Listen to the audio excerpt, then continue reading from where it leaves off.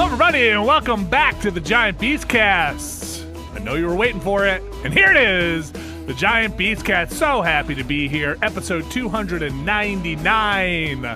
290. In some universe, it's probably 300. In some universe, it's probably still 298. I don't know. Math works, episode zeros, and all that stuff. It is February 11th. Gee golly geez. Or if it's Friday, February 12th, man, this one's going quickly, folks. Hold on to your butts. I'm joined by Alex Navarro. Hello, I'm here. Hello. How is your butt, and are you holding on to it? My butt is fine, and I'll hold on to it later. I'm fine. It doesn't need it right now. Okay. Man, listen. If your butt disappears, it's not my fault. Jeff Bacalar. Yeah, I got my ass. How's your ass? It's good. It's flat. It's flat and filled with static. And oh, is that where it's stored? Yeah, apparently that's where electricity is made in the human body. In your ass. In your ass. In your ass. I found out the hard way. Oh my God. Huh? It's a resist. I see. Am I getting resistance on this joke? I'll allow it. Okay, I'll yeah, allow you it. should. You should get resistance. We've got the capacitance to do that. Oh, You anyway. should ride the lightning for that one. Don't press your luck, friend. Okay. What are you even talking about? You know, oh God. We don't have to keep doing this. There's no law that says podcast jail is a thing. Prison for all of you. That I want you to read more about. Microfarad. Because I feel like you got to turn yourself in. We did this joke last time. 5-minute minor. Bad podcast joke. Get in the box. We should have like a little graphic. You can't have a 5-minute minor. Okay, 2-minute minor? Is it 5 minutes? Okay. 5-minute is a major penalty. What is it, 15 minutes for the period? No, it's 10 or 20 for a game penalty. Dang. A game misconduct is 10 in the game, depending on the penalty. 1-minute minor? Nope. A 30-second minor. There's no such thing. 2 is the minimum. 4 is a double minor. 5's a major. And five, you're in there for the 5, even if the other team scores. So Guys, if you get a game penalty, you don't come back, right? Like that's it. Pretty sure, game misconduct, you're gone. Yeah. Yeah. But some people get like 10 minutes. What do you have to do to get a game? Like, is that like a bad You got to do something pretty heinous. Yeah. Like you got to do like really intent to injure. Yeah. You could say something. Really? I mean, technically a fight is an intent to injure, but it's an agreed upon intent to injure. And look, I'm not a pro fighting guy. Okay, I think fighting doesn't really have much of a place in modern hockey. But why do they allow it? Because it's been around for so long. And it's gonna happen. Like, don't forget how fucking old hockey is too. Like, we're all celebrating like Super Bowl. What is it, 11 but it would be, or 12? But it'd be weird. It'd be weird if like football just had like fighting, and you were like, yeah, here they go. They're just then they have to like undress. Yeah, there's a couple of things with that. Like football, one, there's so many guys on the field. There's 52 people on either sideline. So like, if that shit gets real crazy, that gets real crazy. Okay. Also, they're all wearing giant helmets. If you punch one of those things, someone's gonna break their damn hand. They're wearing gloves on the hockey hockey ice. They drop them. Right. They literally come off when you do this. But then they have to rip the helmet off. They have to rip the helmet off. No, you keep your helmet on. In fact, taking the helmet off, I do believe can be a penalty, because if you fall on the ice and you go whack your head on the ice, that's concussion city. The rules of hockey fighting. Yeah, I mean, there's rules with it. Look, I'm with you. I'm one of the people in the hockey community, in the hockey purist community. I'm an outlier because I don't like fighting. I understand why it happens, and I understand how it can change the momentum of a game, but I think it's barbaric, and I don't think there's a place for it in this otherwise flawless sport. I'm like little less like I not necessarily barbaric, but I just think it's pointless, especially considering how choreographed a lot of those fights seem to be. Like there's sometimes when it just seems like two goons from either side at some point met before the game. We're like, all right, so we're gonna fight at like 3 minutes in? Okay, let's do it. Look, I think there are moments that need to be there needs to be some sort of retaliation is maybe too aggressive of a word, but like if you hurt our best player, like, you are going to get roughed up a little bit. You can't get away with like injuring somebody. Now, if you hit them and they get up and it's all good, like, it's fine. But if you hurt somebody, right? If you check our star player, Vinny C, Yeah, and he's very down and he has to leave the ice. Vin Gretzky. Your next shift, people are going to give you shit. Yeah, but like in baseball, like when they clear the bench because a pitcher beaned the best player, like if they just let that play out and be like, well, Bob, we'll just see how this one, we'll see who's left standing. They don't. After They this. do retaliate. They throw at the other guy. Yeah, but or, they have those bench clearing brawls. Like, like 70-year-old base coaches get involved and get flung around the field. It's a mess. Fighting is adorable. It's the worst fighting in the world. It's real cute and stupid. Like 6-year-olds fighting behind the bike racks after school are more coherent fights than baseball fights. Which is weird because they all have bats, right? They have accessible bats, so it seems like it could go. So the thing is, we have knives and blades. On your feet. I can't remember a time I actually saw someone use a baseball bat in a baseball bat. As a weapon. Yeah, that would be bad, I think. I've seen people use bases, but I've not seen people use the base bat, like the bat. They know they would have taken it too far. Yeah. This is a sport, damn it.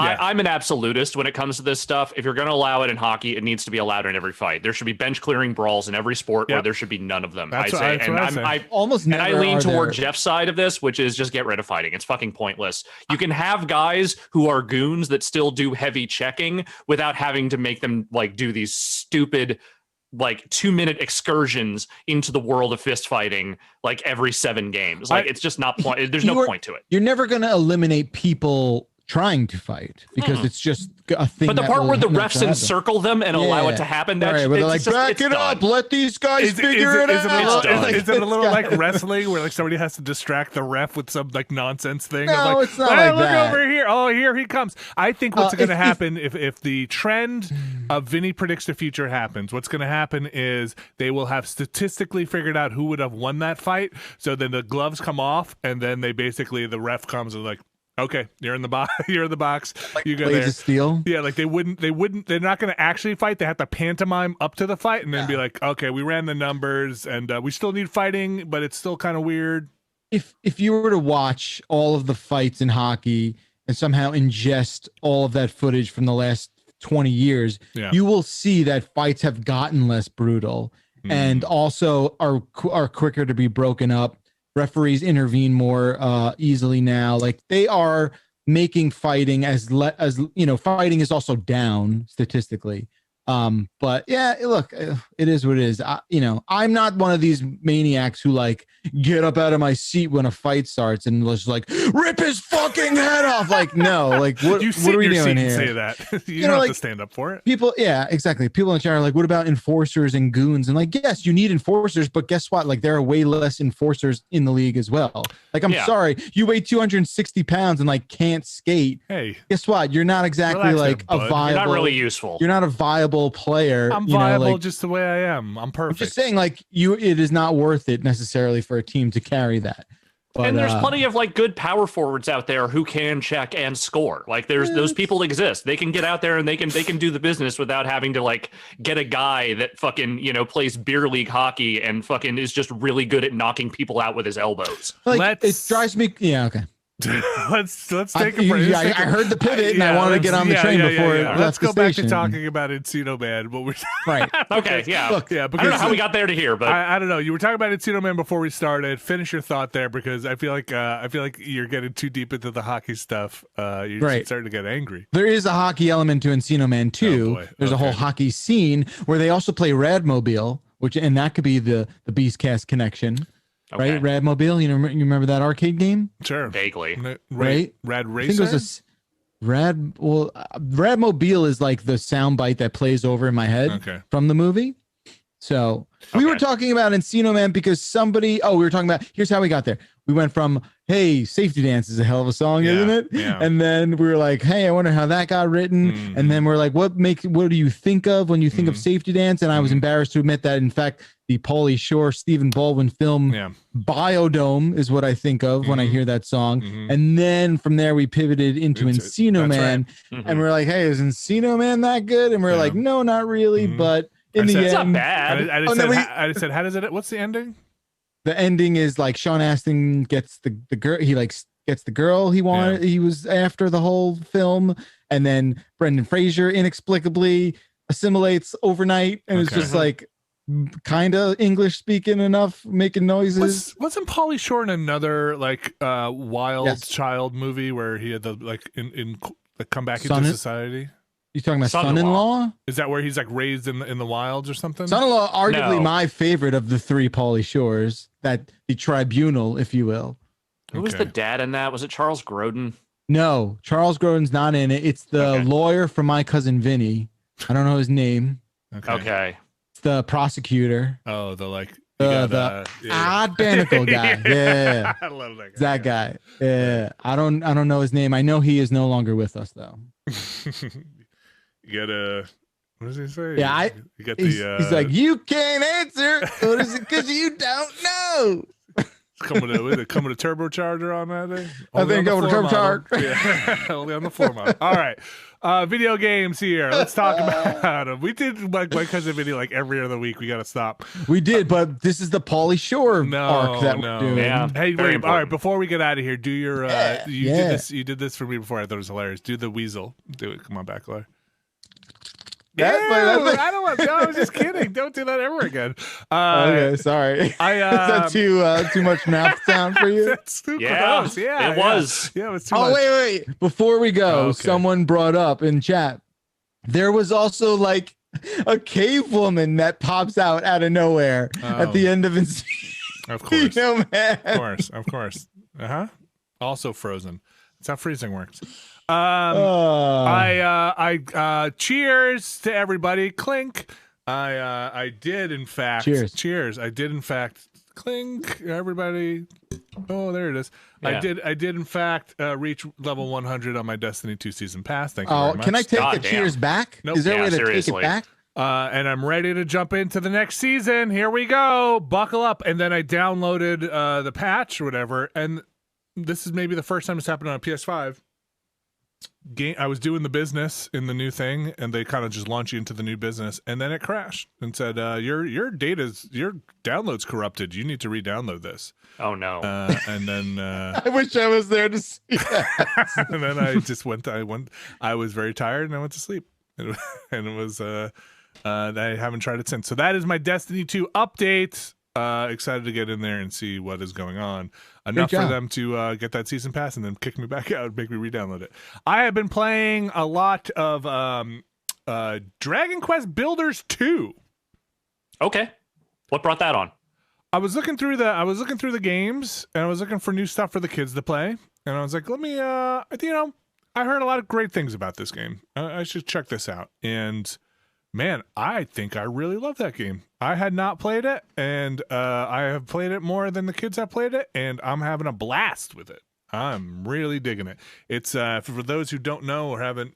This game came out, I don't know, 2 years ago. Dragon Quest Builders 2. The first, I hear this is better than the first one.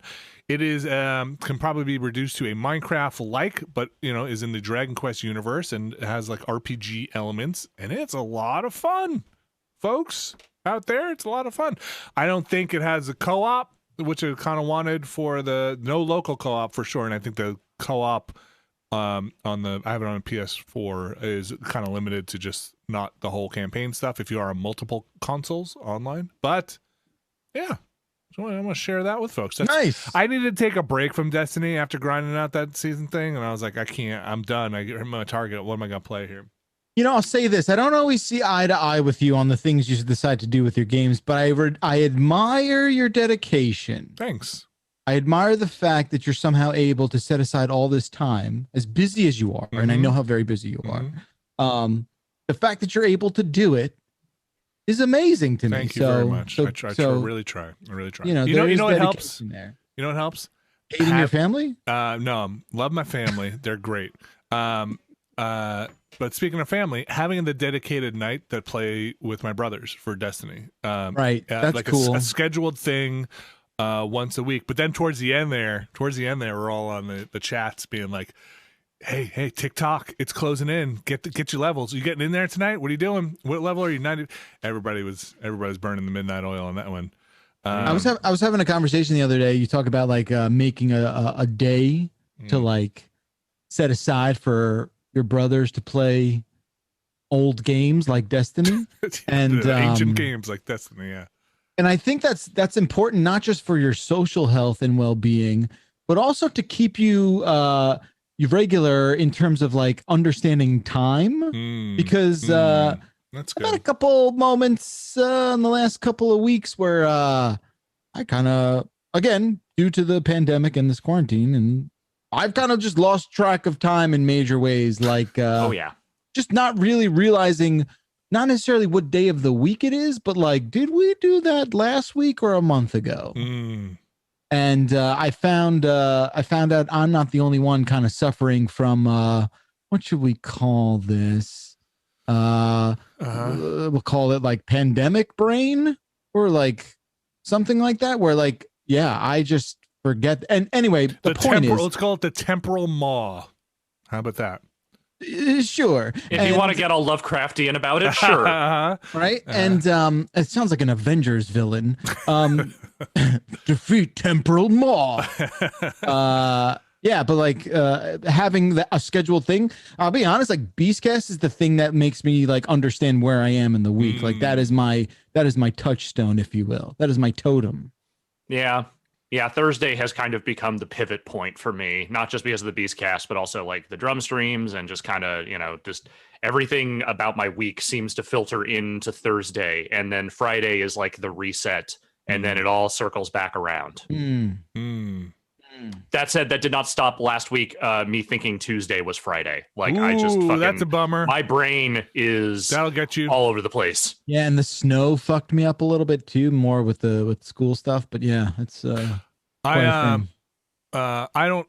Yes, I have aspects of that, but I feel like I'm working for the weekend, baby. Like it is. I count the days until that weekend. Yeah, lover boy. Yeah, I watched that WandaVision show. Yeah, that's the whole thing. It's like I think it's only like 6 episodes or so, or at least when I don't know. When are you doing that? Do you sleep? So that was one thing where I told you. So I finished Destiny, got the season pass, checked it off the list, and my wife wasn't working that night, so I was like, let's watch it. We stayed up until like 2 a.m. watching the. Wow. My wife, God bless her, she's gonna be broken. Her work schedule is like, it's not good. She works from like 9 to like 4 a.m, and then is back up again at like 8 or 7 a.m. Jeez, that's not good. Yeah, and then she's and then she works when I take the kids from 8:30 to 12, and then she takes the kids while I'm doing this nonsense, and then I work until like 9 or 10, and then she puts the kids to sleep, and then she naps during that time and wakes back up when I'm done, and then goes to work. It's bad. Wow. Yeah. None of that is good. No, it's not good. And she's like, doesn't complain. And she's just, oh my gosh, she's incredible and broken. And so anyways, we made it through the Wanda thing, and I was falling asleep, and she's like, this is only 2 o'clock in the morning. Let's go. What are we up to? Yeah. This is prime time. So anyway, that show was cool, but it was either that or The Mandalorian, and I still have not finished that other show. So The Mandalorian, I don't know. I should finish. There's also fewer episodes at this point of WandaVision, so that's probably an easier one to get through. So that was Destiny 2, Dragon Quest Builders 2. I played a game called Comet 64. That's it's a programming game. It's one of them programming games. It seems similar to something that you would maybe see from like a Zachtronics, but it is not Zachtronics. But then I'll quick look at it at some point. I hit a point in it where it felt like it became a math programming game more than a logic programming game. Oh, yeah, and I am I'm no good at math, and I had to start looking up formulae for stuff of like, oh, I don't know how to do this. I don't know how to do this, and then had to look it up, and that's where I kind of started falling off of like, okay, well, I think I like the ones that are like you can brute force your way through with bad programming through logic, and not necessarily, and you're rewarded for knowing how to do cool things with rounding numbers. But man, I fell off a little bit. So there's Comet 64. And then a Dyson Sphere program, which is an unfinished up now, which is that factory building game. You can go, if you're curious about that, go check it out. I think that's brings That's me you. up. I think that's me. That brings Good for me you, up. bud. Yeah, that is good for me. Good for me. Good for me. Alex, what you got going on? Yes. Let's see. Other than, just kind of bumming around in Hitman some more, which, by the way, Vinny, congratulations on your victory in the first of I our watched long, that. Thank you sure very to be much. a long series of Thank you many very much. Hitman marathons to come. Thank you very much. I appreciate Yeah, it. what a crescendo Yeah. at ending. Woo. Close it out. Yeah. Grand Great. fashion. What was your favorite part, Bacalar? Where Brad kept going, fucked up. I don't know what I did. I fucked up. Fucked up real bad. I just like watching that guy have the same intonation. The for amazing every thing emotion. is he is so much better at Hitman Fucked than up real I am. bad. Fucked up bad. Yeah. He is so much better at Hitman than I am, but I think I think I get luckier sometimes with the just like, I don't know, I'm just get out of this situation where I think he is just gets bad rolls. The last one you both died. Yeah. Right. I remember I saw that, but then you just somehow you just really kind of accidentally found your way into winning that thing. I feel like I did. I don't know. Yeah. I think that there's an approach that Vinny always has to these games. Like when he knows at least a few of the things he wants to do, he is expert at just like getting to those things. And even if things start to go wrong, he's like, well, that fucked up. I guess I could try this instead. Like there's a freeform improvisational spirit to the way that you play. I definitely appreciated that about we have two very different approaches where it very much, I think, probably maps to our personalities of I am try and iterate, like just keep smashing against the wall until you break through the wall. And Brad is definitely feels more on the, I'm gonna think about this, I'm gonna get it right, I'm gonna try and do the right thing and do a good run. And I learned by failure. And I think Brad learns by actually absorbing knowledge and learning. So I think they're interesting approaches. And that was a fun series. If you don't know what we're talking about, you can go watch us try to race through Hitman. He also his big fuck up was that he put the wrong costume on or something, right? There were a couple of times where I think he had a costume that he thought was going to work but didn't. But there were also times, like in the case of the Mendoza map where that dude found the right spot, he got in there, and it's just like, oh, he nailed it. Yeah, that's what I'm talking about. Like it was like, mwah. At least from what I can hear you guys saying. Where I was on that map in China, I was just in my iteration run, and then the target just walked in front of me, through no planning, just was. Here we are. High five. How's it going? Alex, anything else?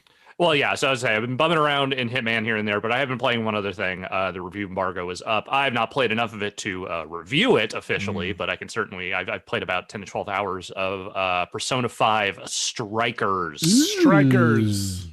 So this is a game that is made in tandem with Omega Force, the makers of the Samurai's Warrior and Dynasty's Warrior and Hyrule's Warrior of the world. It is in that vein. It is a game where it is real-time combat and you are fighting a lot of dudes. But it is within the Persona 5 universe. It is presented very much as a sort of summer vacation get together for the Phantom Thieves. They're reuniting after the events of their big Persona 5 130-hour adventure, which I have not played Royal, I will say. But I will also say it doesn't seem like any of the new content from Persona 5 Royal is in this. Okay, that's interesting. I think it's really just, it's kind of its own thing. Maybe that'll come later. Could be. I don't know. But so I played about, like I said, about a dozen hours of it. I'm not really going to talk about the story because I don't think the story is that great. But the setup is that, they get back together and they get the sense that there's something else wrong going on, and the Phantom Thieves have to reunite and steal some more hearts and change some desires and what have you. And so the combat, it's not the turn-based RPG thing. It is very much like you get into an encounter with an enemy and then a whole bunch of, groups of personas show up on the field and you just fight them. And so it's like 2-button combat, weak and strong attacks, but then you also can launch persona attacks, which are sort of an area of effect attack that you can, and like when you're playing as Joker, the main character, you can switch between a bunch of different personas, but you can also take control of the other members of your team on the field. So you can fight as any of the other Phantom Thieves and use their individual personas for attacks and whatnot. And they all have their own weaknesses to certain attacks, just like they do in regular Persona combat. And then there's like, you know, they include like the, hey, you've beaten these people down enough. Now here's the big, everyone piles on, and it's a big fucking, you know, Warner Brothers cartoon brawl mechanic and all that just stuff. Smoke and like legs and arms in the. So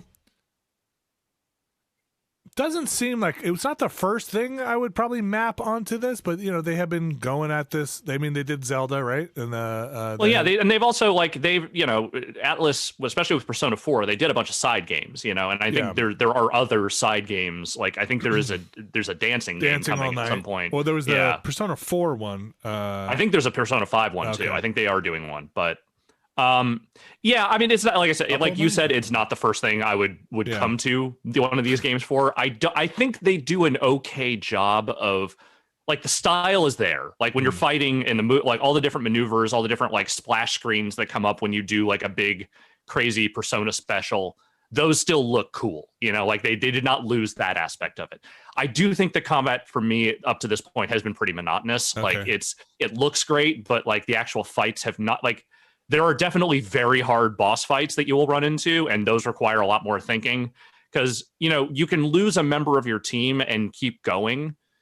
You can only have a party of 3 other people with you at any time. So it's essentially a 4-person group in combat at all times.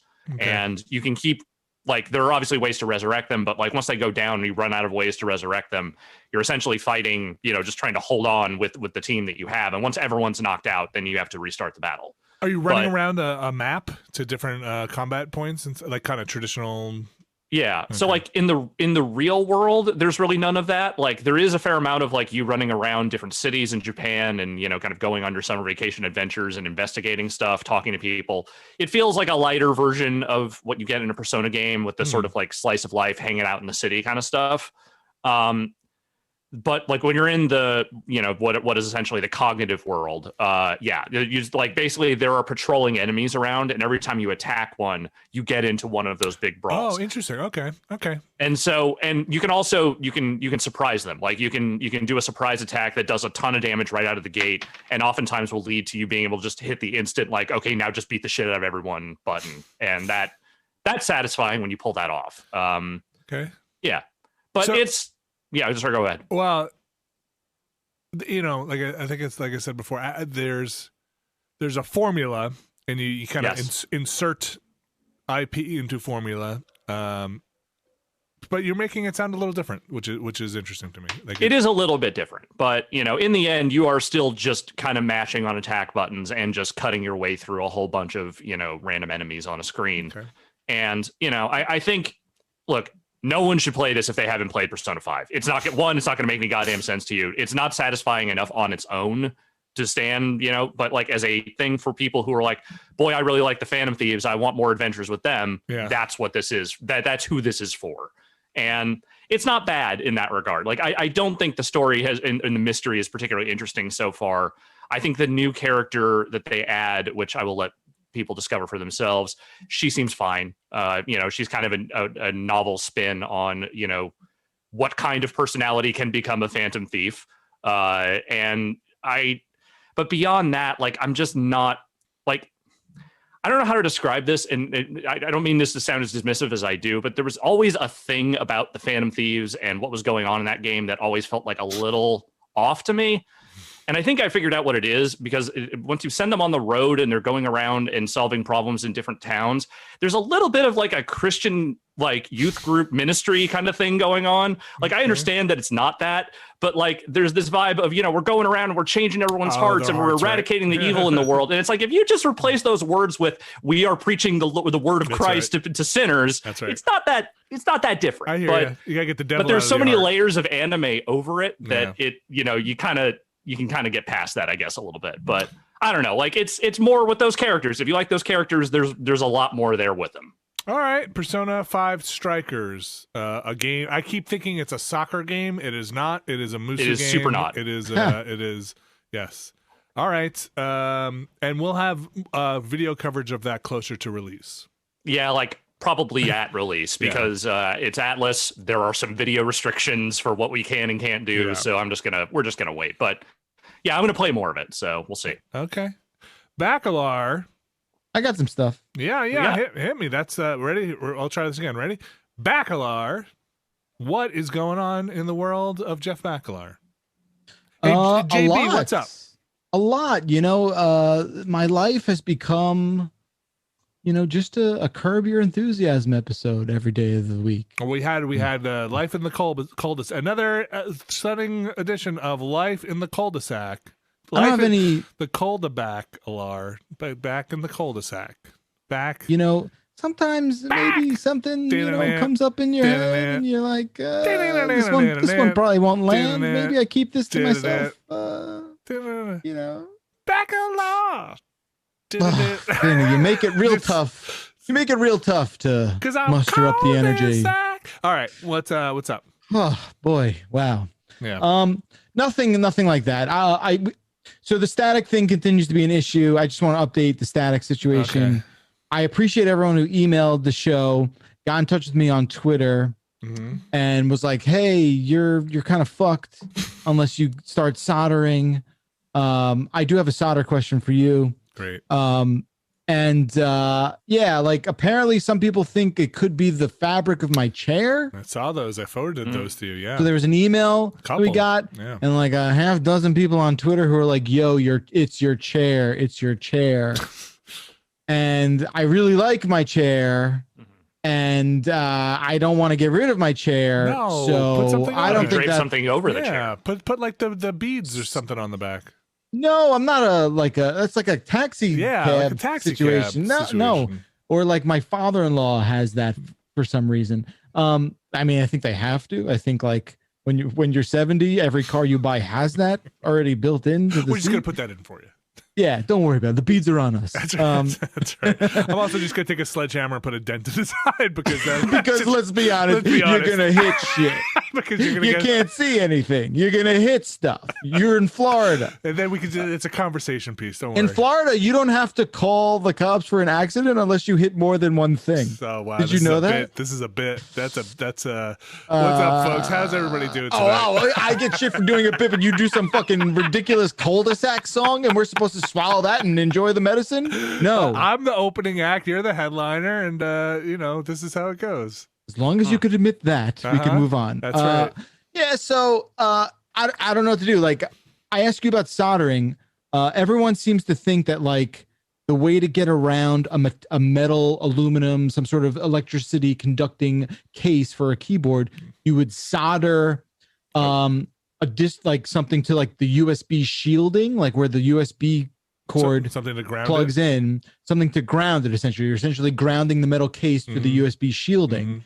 And I talked to my buddy who's very savvy with electronics, my pinball friend Anthony, who's a friend of the show, who like was like, yeah, you could probably get away with doing that. And then I got into like, oh man, I do solder a little bit with pinball and with keyboards. Do I need to like make more of an effort to ventilate soldering fumes? What's your take on soldering fumes? Yes. Oh, if you can ventilate, then yes. That's so like I basically have like a desk fan that I turn on and just like keep a wind over my work area. But it's not, you think that's enough? Not going out. So you can buy, there is much ado. There's much written about this. I was thinking about getting like a carbon filter, one of those things that sucks the air in. I have one of those. It's very loud. Yeah. Sucks the air in through the thing. The fumes are mostly the resin burning off. Right. It's not lead. It's not lead. Not as far as I understand. There's shit in the. I mean, I don't think you want to be breathing. I don't think you want to be reading that. The rosin. Sorry, did I say resin? It's the flux is burning off. You don't want to be breathing it. So yeah, if you can vent out. I have a fan that blows across, and I also have one of those. I try to open a window and ventilate. And if I could get a fume hood, I would. Like I don't want that nonsense. A lot of people take that breath before. I don't know if you ever watched soldering videos or seen old timers do it. They do that before they solder, and then they. And then so you're not breathing it in as you're soldering. I don't like that. Mhm. That seems like so you a don't lot. just get that stuff in your nose. It's acrid, so good. I do some of these keyboard streamers I watch. They all have their own sort of methodology with the whole thing. But I think I'm gonna get that suction one with the carbon thing. Yeah, I think that's like the best way to do it. They're super loud. They make expensive. No, this models one's quiet. The one I've heard about is quiet. Okay, all right. It's quiet. Quiet. Is it expensive? No, it's like $40. That's kind of expensive. Okay. So so I'm still open to like people chiming in with the static stuff. Like I cannot believe how bad it is. And a lot of people wrote in, they were like, "Oh, it's like the most under-discussed thing in the world of electronics. Like everything has to be grounded. Like it's bad." So keep it coming. Thank you so much for your help, for your comments, for your attention. I appreciate it. Let's pivot into the games. This week, I started Immortals Phoenix Rising. Okay. With my son. He had questions. Mm-hmm. I did not have answers because I didn't how do you play this? And I'm like, I don't know. It's the first time I'm putting it on. He he played Roblox, so like he basically taught himself how to use the right stick as a camera. So now that he's not mastered it, but now that he's been exposed to like right stick camera controls, he can play 3D games. He can he's like, oh, you could see what's behind you. Like, yeah, dude, it's crazy. So he's playing that. He's digging that. I think that game has a lot of potential. I think like it actually really is good for maybe like your first adventure game kind of thing. So I think we're going to keep going with that. Did you guys try Breath of the Wild? Is that something? Is that too much? I think that might be too much. Okay. I think so far it seems like maybe Phoenix is not as layered and as complex as Breath of the Wild. Okay. I've seen a lot of comparisons. I don't know if that's more of like, I don't know what I understand like the sort of aesthetic and the whole sort of thing, why there's logical mechanical there, similarities too. Yeah. But in terms of like the depth stuff, we'll sort of wait and see. But he got it. He's like, oh, the mushrooms that you pick up are part of the plus sign on the D-pad. I get it. There's directions. It's all very logical. I'm like, yeah, games make sense. How about that? Some do. So that's been fun. I also want to talk about a thing that I've had in the house for a couple months now, and I haven't really taken more time to talk about it in terms of pinball machine. Of like what this thing is, and now that I've used it for a few months, like what I really think about it. And I'm choosing to bring it up now because I have a friend who like hit me up the other day and he's like, hey, build me an arcade cabinet. And I was just like, hey, fuck you. Like, that's not how this works. He's like, what do I do? I want all the video games in an arcade cabinet. And how do I do this? Okay. I'm just like, I kind of don't know. I know what you're describing. I know you want like a MAME cabinet, right? Where you can just get like one of those, Pandora's boxes things and just pop it in there. And you've heard of that. You know what that is, right? This all sounds highly illegal. It's probably not legal. So I was like, well, I'm not going to do anything illegal for you, but I can like show you the way. And then I'm sure that's how the conversation went. You weren't there. You don't know. You don't know what's going on. What I said was, as long as you own all the ROMs yourself, we can. That's not what I said. Yeah, I didn't say that. I said, go with God. Yeah. Live your truth. I have this thing in the house. It's called I Arcade. I think it's pronounced I Arcade. How do you spell it? Two I's, RCADE. And it is basically the dimensions of like those one-up cabinets that like that have kind of come on the scene. They were in the office for a little while. Right. We had Turtles, Street Fighter, and I don't love those. No, they're not great. They're better than nothing, but they're not great. Yeah. And I've been playing this thing because we were supposed to do something with CES with these guys. They couldn't get the cabinet to me in time. I was like, look, this might not hit the CES deadline. They're like, we want to send it to you anyway and get your take. And I haven't really given my take yet because there's a lot of weirdness going on with this thing. So it is like I said, it's that size of like the one-up cabinet. Little mini cabinets. It comes preloaded with 11 games. Okay. 9 of which you've never heard of. Okay. And the idea is that you have an account and you buy and download new games to the thing. Real game, like licensed games. Right. We'll get to licensing more in just a sec, because I think that's why this thing is having such a tough time getting off the ground, or at least resonating with me. It's a little buggy. It runs on a version of like Android. It's got it's basically an LCD. The build quality of everything's very nice. Like the joysticks are nice. The buttons feel good. What's the layout on the buttons? Like, what do we? Is it it's buttons, like 2-player, 6 buttons each. 6 buttons. Okay.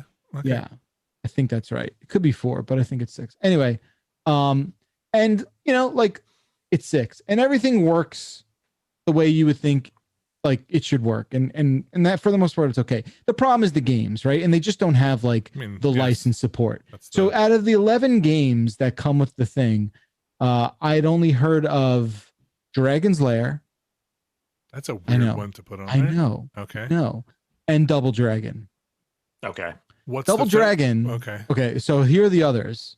And what's weird is like it's not exclusive to necessarily arcade games. Like a lot of them are like, some of them are 3D games. Like it's basically just this Android, I don't know, environment, right? That they port games to. And some of them, some of them seem like well beyond what a retro arcade game was. Like they're 3D and polygonal and that kind of thing.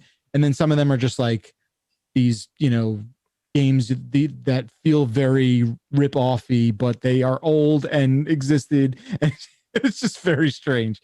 For example, there's like this game called Maniac Square, which is essentially just like a Tetris knockoff. Okay. There's Dragon Master, which is like Street Fighter, but it's like to the point of like the same coloring of characters and things. There's a Twin Brats, which is, I believe, their Bubble Bobble knockoff. Okay. Is it Bratz dolls? No. No, it's just so weird how everything is very old. Never heard of it, but it's old because it's from like 91 or whatever. Well, are these bootlegs? Are these clones of? No, I think they're real games that they were able to license for this thing cheaply. One would imagine. Okay. And then you throw in. I looked some of them up, yeah, and you're just like, oh, okay. There was a game that came out in like South Korea in 1991, and this is what it was. Okay. And, then there's a game like Gunbirds, which is like the sort of like plane shooter, like almost like a 1943, but just very. Anyway, it's some of those games have really weird cutscenes. Like the language they use in the cutscenes are very bad, and this whole thing is kind of a mess. I mean, and then like Dead Cells is on it too. That doesn't seem right. I don't know. I know your face, Vinny, says it all. It is all over the place, this thing. I was playing Dead Cells with a control, like a arcade stick. Haven't gotten it to work yet. Wait, does it have USB ports to plug like a controller in? No. It is like this one piece that houses, it's like the whole thing is like an IKEA thing, right? With like that very IKEA specific washer nut, like screw grabber piece of metal. Do you know what I'm talking about? Oh, no. Like there's like a cylindrical piece that IKEA furniture uses, where it's got like a hook on one side and then it's flat on the other side. Yeah, it's like a cam. It's like a cam thing that you like turn with the thing's got like 1,000 of them in it. And that you build that in like an hour, and then you mount the LCD yourself, and you attach the power and the LCD? Speakers. What's the size of the screen? Pretty good. Yeah. Okay. I think it's 19 inches. Okay. And it's HDR, right?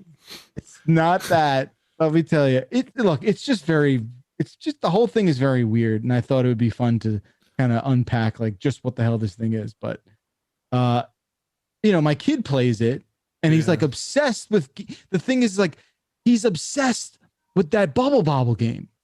And I'm like, and I can't communicate to him that like this is a game no one knows about in this country, at least. I don't know. It's not true. It's just that no one in his age group certainly does. No, you're talking about the knockoff one. You're talking about the knockoff. No, okay, you're not talking about Bubble Bobble. Okay. Oh no, dude, come on. Everyone knows Bubble And I was like, and he's like really getting into it, and he knows all about it. I'm just like, it is so strange to me that you were very deep and ingrained into this game that never existed really when I was a child, and you have become just fascinated with it. And these cutscenes are using language that are really bad, and it's a good thing you can't read that well. Man. It's just bizarre. Okay. I mean, look, we all had something that was not like, part of the mainstream media culture that we latched onto as children. Because we didn't know, we weren't supposed to think this was cool. We just found it at the right age and it became ingrained in our brain somehow. Because you don't know. Like this Gunbird game, I guess it came out on Sega Saturn, and Gunbird. Atlas put it out, I think. Yeah, Gunbird sounds familiar, but also it's a kind of generic name, and I could just be misremembering. But that does sound familiar. And it's like the vertical, Yeah. So how does that play on the LCD screen? They all play pretty well, but nothing turns, right? Like it's not. No. They all play it pretty well, and I'll say this, I reached out to them because as soon as you add 2 players in Double Dragon, the whole thing chugs terribly. Was that how Double Dragon played in the arcade?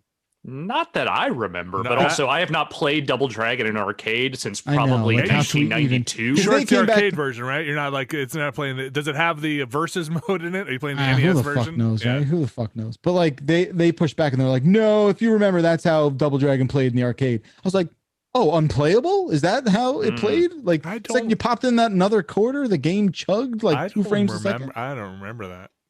The whole thing is just so bizarre. What's the Bubble Bobble knockoff? That's the game I want to tell you about. That's so strange. The whole thing is so weird. I'll tell you, what is it? Not Dive? Is it Diver Boy? Maybe it's Diver Boy. Maybe it's, I don't know. So tell me about the subscription model. It's called Fancy World. It's called Fancy World Earth of Crisis. Fancy. Those are some words. Not fantasy. Fancy World. Like a fancy world. Yeah. Fancy world. Everywhere you go, it's fancy. Okay. Fancy World, yeah. Earth in Crisis? That's it. What is the subscription model? There's none. Oh. You have to pay for it, each game. Yeah. And each game costs anywhere from $7 to $20 for an arcade game. That you finish in a half hour. Yeah. There's a lot going on here. Yeah. I mean, I just wanted to. So you put it together. It's in your house. I just want to talk about it because this is what I've actually given it a fair shake. I've been using this thing for a while. Okay. Are you gonna give it to your friend? Is that is that what you're saying? Is that where? I'm just trying to see if I could hack it and that just seems impossible. a blank slate to him. And just be here absolutely you go. not. That seems impossible. No way you could put something a little computer in there that could run these. Mister, you're barking up the wrong tree. But anyway, if anyone has the hot goss on building a perfectly legal MAME cabinet for somebody. Oh my gosh. You type 2 letters and you'll get 100 results. It's also perfectly legal. You really just have to stop saying that. Don't even acknowledge the legality of it. If you're running your own ROMs, the brand name is called ROMs. Perfectly Legal. That's right. It's just like my dispensary. Now. Yeah. Yeah, there's a billion and one ways you could do it. It's fine. I think one of the woodworkers I follow has plans for an arcade machine up. Man, those things. I've been thinking about putting one. I'm gonna build this wall behind me eventually. Just building one into the wall, for all of my dumped ROMs. My hang up has always been, when I was looking at this years and years and years ago, has always been, what do you put on the controller layout? I know. What do you do? So I've seen some people have hot swap one. Yeah. So cool. Yeah. That. I think you need a controller layout that basically looks like one of those fucking Armored Core controllers. It has to have every possible variation, 7 different joysticks, 3 different track balls, 17 different button combinations that are all paired together in different ways. That's just a slider for good measure, Yeah, I've seen ones with a motorcycle controller on it. It's got the Tron controller on it. It's just everything you could find on there. It's 14 different light guns. Yeah. I mean, there is something super appealing about being able to have something like that. But I mean, and there's companies out there that will straight up make you one. Oh yeah. But anyway, it seems like a fun project. Seems like something you should do, Vinny. Yeah, it's on my to-do list. I built a controller I did with a an arcade controller that was wide enough for two people to actually play on. It weighs like 90 pounds. So I was thinking about just taking that. It's got all the buttons I wanted. It's got all the sticks I wanted. I researched what I wanted. This was like, must be 15 years ago now. And it's got the USB. What do they call it? Well, at the time it was like the iPack. I don't know what people use now. Yeah.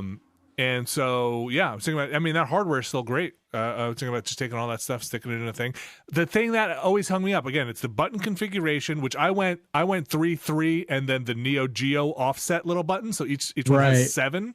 So you have the little little offset one because that's the, kind of games I was building it for at the time.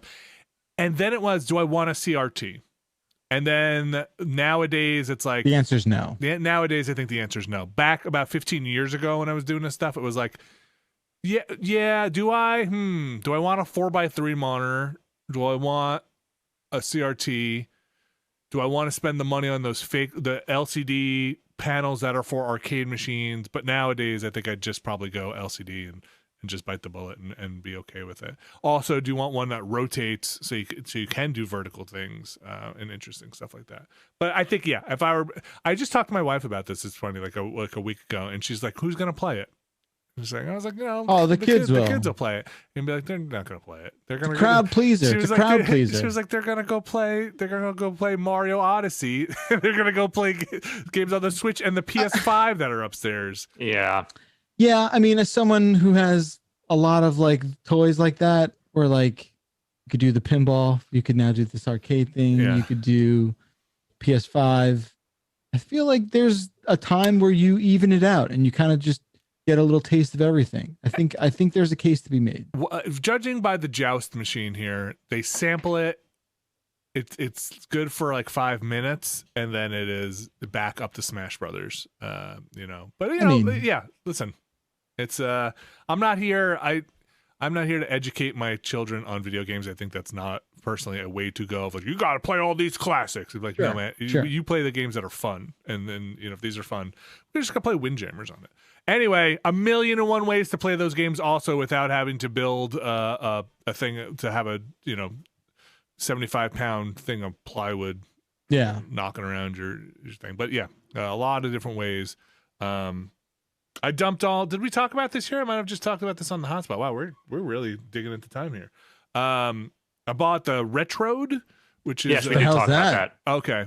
I think we talked about it on a hotspot. I'm not sure. You're right, we did. Yes, that's correct. So it's for dumping your SNES and Genesis games, like the ROMs, but also you can get your saves off. So games with battery backups, where the battery is probably going to die any second now, you can dump your save off and then have it, digitally stored somewhere.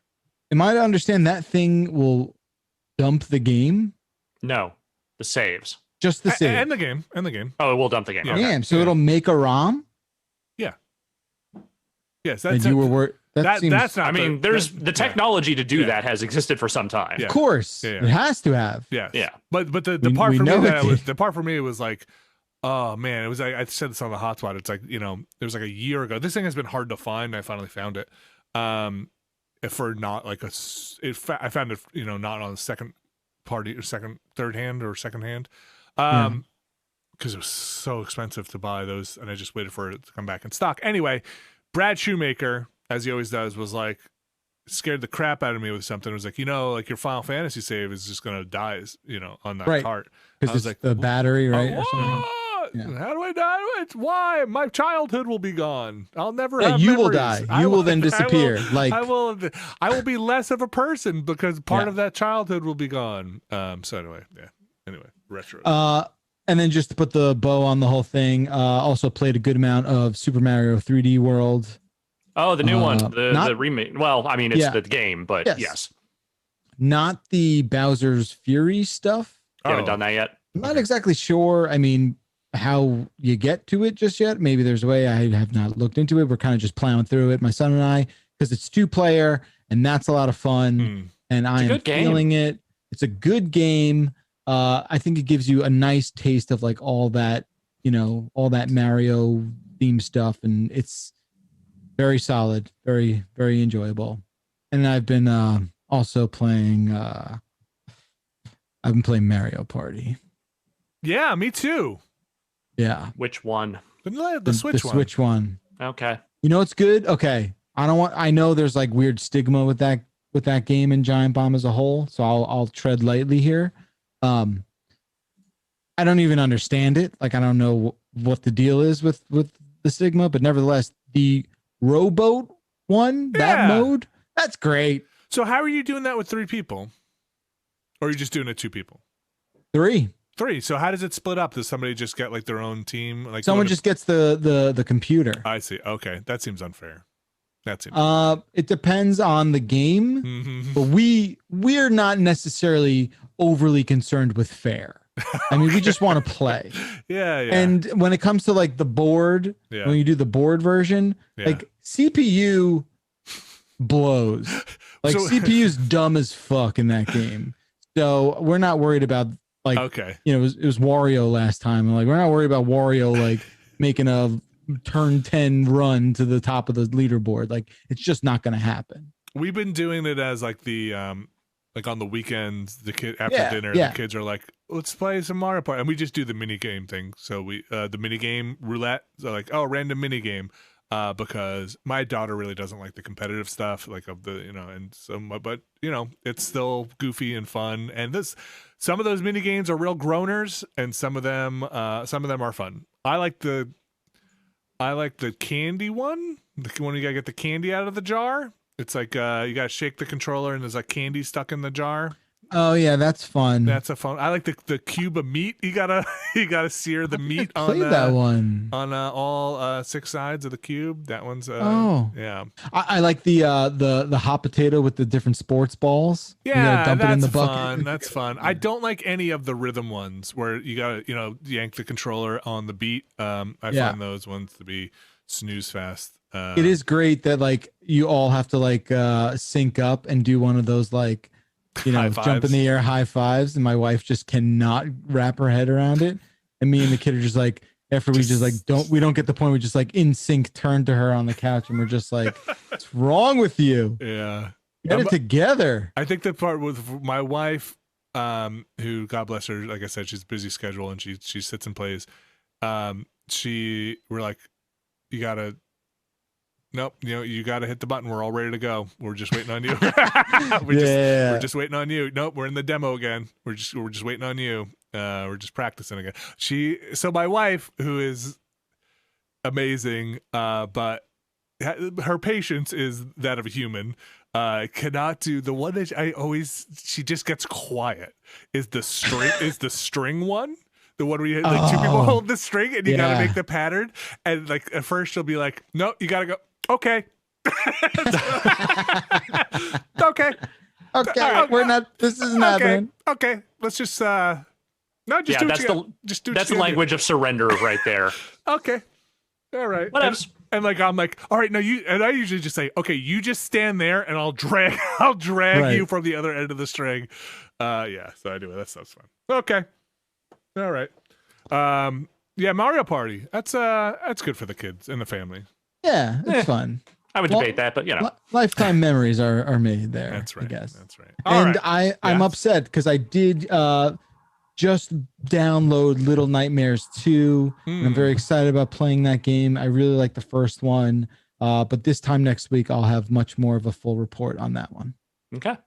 All right. Well, I think that's going to take us into the news, unless there's anything else you want thinking about adding. Any like fist fights on your lawn, people digging UFOs out of behind your house, or I've had some really good road rage outside my apartment recently. If you want to talk about that, but I want to hear about that. Just people being. Look, man, people have been tensions are high. We got to get everyone vaccinated fast because people are breaking right now. Yeah, we are. The sand is running out of the hourglass. Yeah, more snow. That happened. All right, let's. I got 2 inches this morning again. It's just snow forever now. All right, we're gonna take a quick break here, folks. Stay tuned. We'll be back in about 5 minutes if you're watching this live, instantaneously if you're not.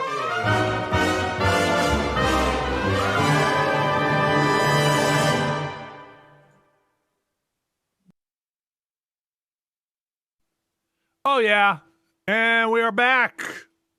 Welcome back to the show. This is Giant Beastcast, and here's the part where we get into a little bit of the news of the week. What's happened in that video game industry, a little bit of the ins and outs, a little bit of our perspective sometimes, and a lot of Alex Navarro telling us how it went. Alex, you went through, plucked out some gems this week, decent amount. Well, yeah, there's a few gems. Couple of these. A lot. Sometimes I come in here, I'm like, I'm not sure what happened. You have some stuff like, oh, stuff happened. And this week I felt like, oh no, stuff happened. So let's get into it. Alex, where do you want to start? Let's start with everyone's favorite video game trade show. No, I'm not talking about PAX. No, I'm not talking about Gamescom. No, I'm not talking about Tokyo Game Show. Big live show. Live. Yeah, not talking about Big Live Show. Not talking about any of that stuff. Not talking about CES. Talking about E3. E3. As we all know, E3 was canceled last year due to the pandemic. It was the pandemic. Yeah. Well, let's say that the pandemic helped. Let's say the pandemic gave them a good reason to cancel. I'm just a shit stirrer. No, you're totally right. Bacalar. Yeah. Well, you won't be able to stir any shit this time around because they're doing E3 this year, but it sounds like it's going to be a largely digital event. This is still kind of in flux right now. There are things that are still being worked out, but the pitch right now seems that there will be an event held between June 15th and June 17th this year. Okay. And it will involve multiple keynote sessions, an award show, a whole preview night, and some streams from the various publishers and media partners. And presumably there will be media previews attached to this, though I imagine they will all be done remotely, as a lot of companies have moved into the world of online preview events. Mm-hmm. Now, none of this is 100% confirmed at this point. There are not publishers coming out and being like, we're going to be a part of this yet. ESA is just kind of laying the groundwork here for what they think the event will be. And Jeff Keighley is not going to be involved in this, as he sort of tumultuous is maybe too strong a word for it, but it seemed to be a little bit of static between him and the ESA last year, even before they officially canceled the event. So he will not be participating in this stuff. He will continue to do his Summer Games Fest thing. So they will have their own award show.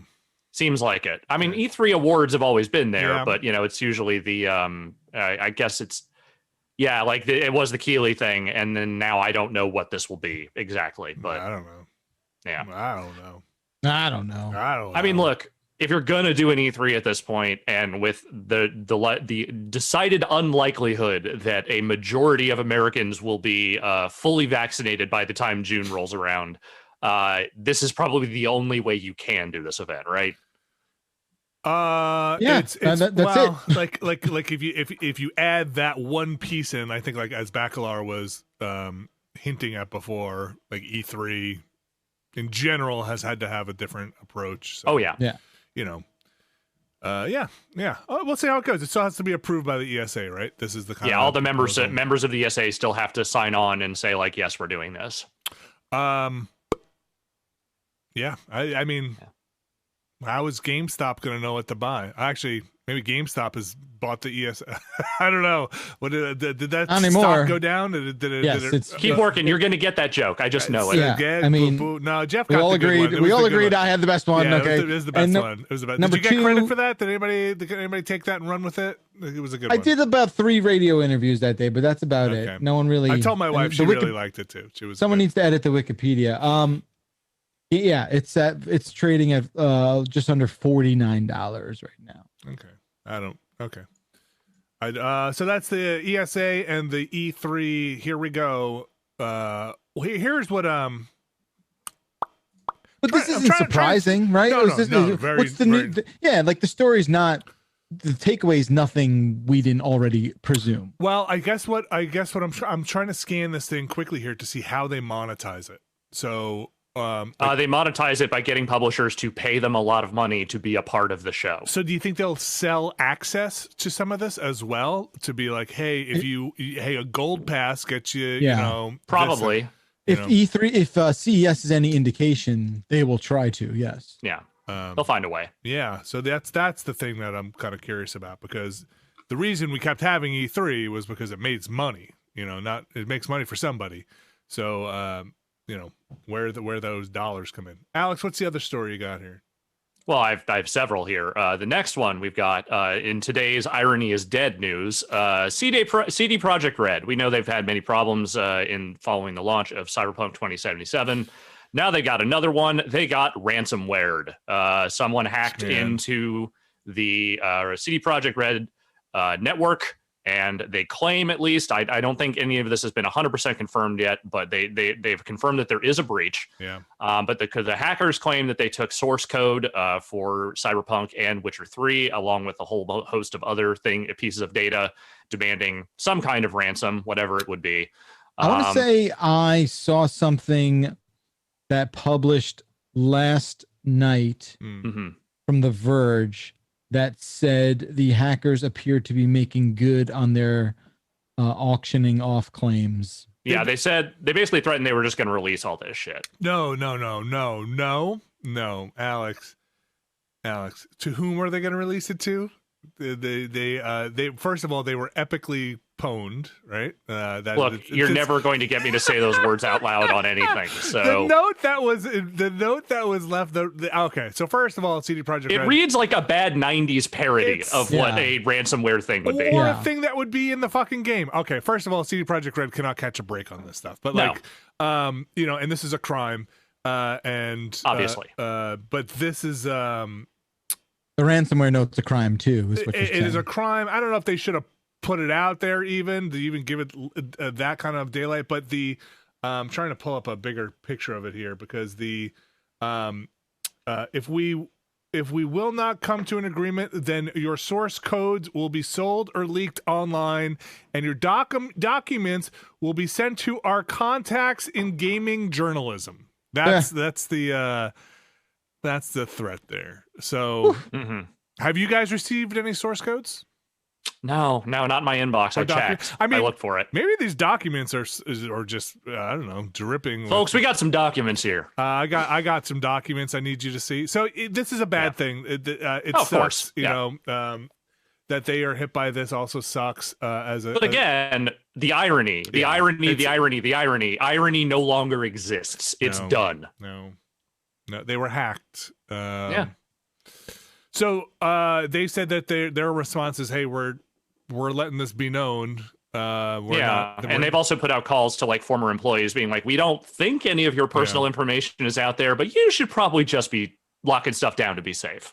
Yeah, and like, what do you get? Like, I think probably the internal documents could be kind of damning, and personal information is kind of damning. Source code for a game, you could have stuff in there that is not meant to be publicly seen. You could have IP, and you have code in there that is intellectual property that is you own, that can now be getting out there, but it sucks. But you're right, like, man, fucking CD Projekt Red, that's a tough one. I don't know. There's just it's just the snowball keeps rolling down the hill. That's certainly does. Yeah, I don't know what else to say about that one other than that sucks. Well, speaking of things you're probably not going to know what the fuck to say about, here's another story that is just weird and came out today. So does anyone here remember a game that was announced back at E3 2009 called 6 Days in Fallujah? Yes. Well, yes. How could you forget that masterpiece of gonna write some checks, and I'm sure they're gonna be able to cash them all. Yeah, well, I mean, you would be forgiven for forgetting, because it was 12 years ago and the game was canceled almost immediately after people said, is doing a war game in one of the more heated battles in the middle of the Iraq War really a good idea? And, Konami said, no, it's not. So they decided not to publish it, and then that game never came out. Well, for reasons that I am, as of yet, unable to determine. Just reasons. This game is being resurrected by a studio. I believe it is called Highwire, and it is made up of a number of ex-Bungie developers. And it is, including Marty O'Donnell is involved in this, doing the music for it. And the publisher is a company called Victura, which is also founded by a former Bungie person who was also involved in the original making of 6 Days in Fallujah. The original studio that made it has been out of business since 2011, so this is essentially resurrecting a project that has just been dormant for a very long time. And I don't really know why they're doing this. Yeah, why are they doing this? Yeah, like what is it the infamousy? Is that infamy of the game? Yeah, is it the infamy of the situation? Because until you had brought it up a second ago, I had all but forgotten completely about it. Oh, totally. Yeah. So, like what the hell? So why do this? I watched the little bit of thing they put out for it, and they're very much couching this in a we want to tell a respectful and realistic story about what it was like to be in this, one of the more brutal battles in a war that I'll just come right out and say was a fucking disaster for a whole lot of reasons and never should have happened. And it doesn't. Like, in the years since that game has come out, it's not like what 6 Days in Fallujah is purporting to do here has not been tried many times over to varying degrees of success. It's not like Call of Duty games haven't gotten into very similar territory to what this game is potentially trying to do, just not doing it with actual real world battles that happened. Yeah. With the exception of the World War II stuff, nonetheless.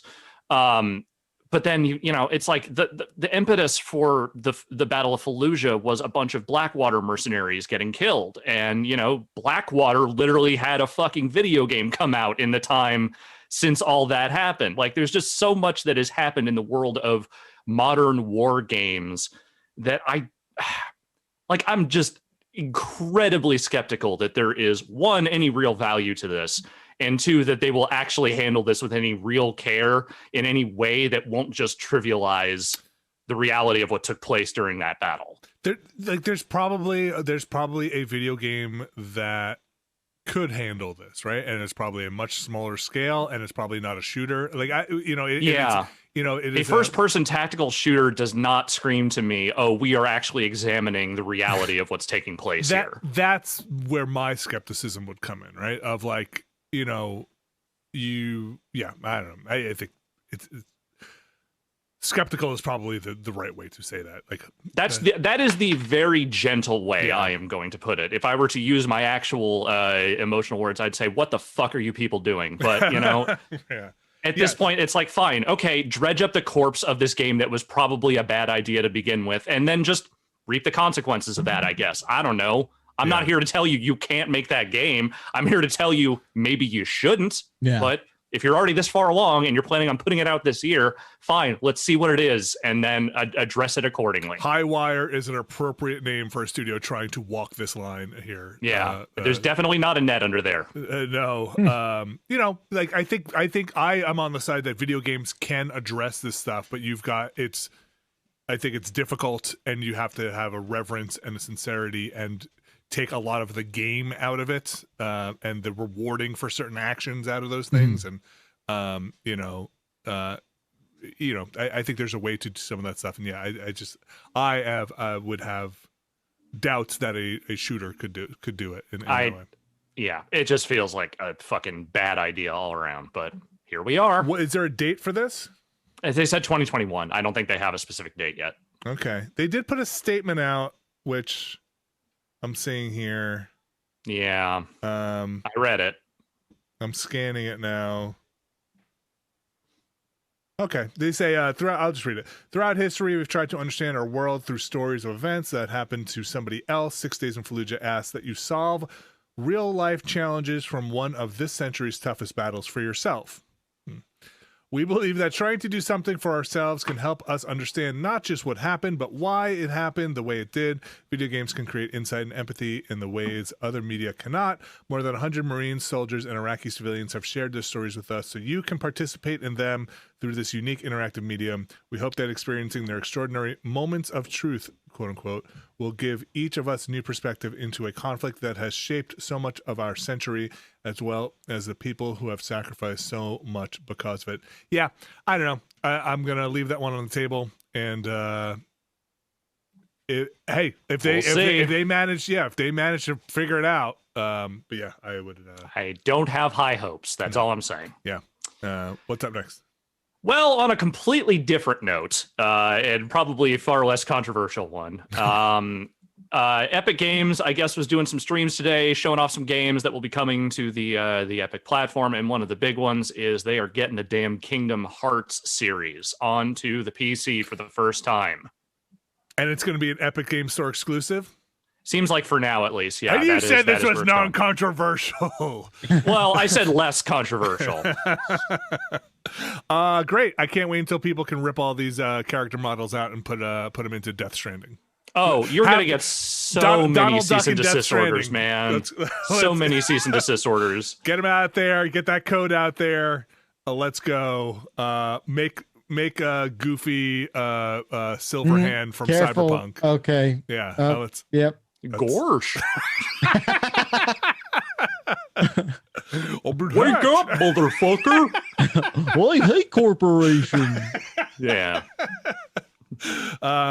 Cool. So what are we getting here? What are we talking about? It sounds like, well, look, I am by no means an expert on the lineage of the Kingdom Hearts games, which is complicated from what I've gathered. But so the ones that will be coming for $49.99. Okay.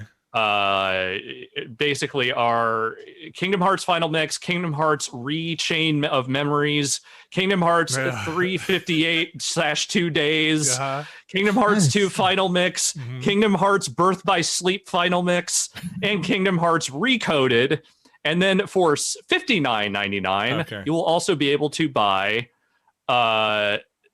I guess the Kingdom Hearts HD 2.8 Final Chapter Prologue, which includes Kingdom Hearts Dream Drop Distance, Kingdom Hearts 0.2 Birth by Sleep, A Fragmentary Passage, and Kingdom Hearts Cross Back Cover, which is a movie. Fuck, man, I don't even like saying any of those titles out loud. That's a lot, man. But then Kingdom Hearts 3 and Kingdom Hearts Melody of Memory are $59.99.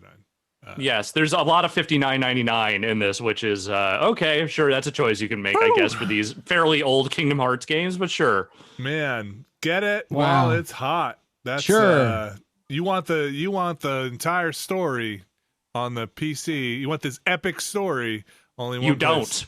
You don't want that epic story. I don't think. But look, whatever. People love Kingdom Hearts. I get it. I'm not here to judge. You enjoy what you enjoy.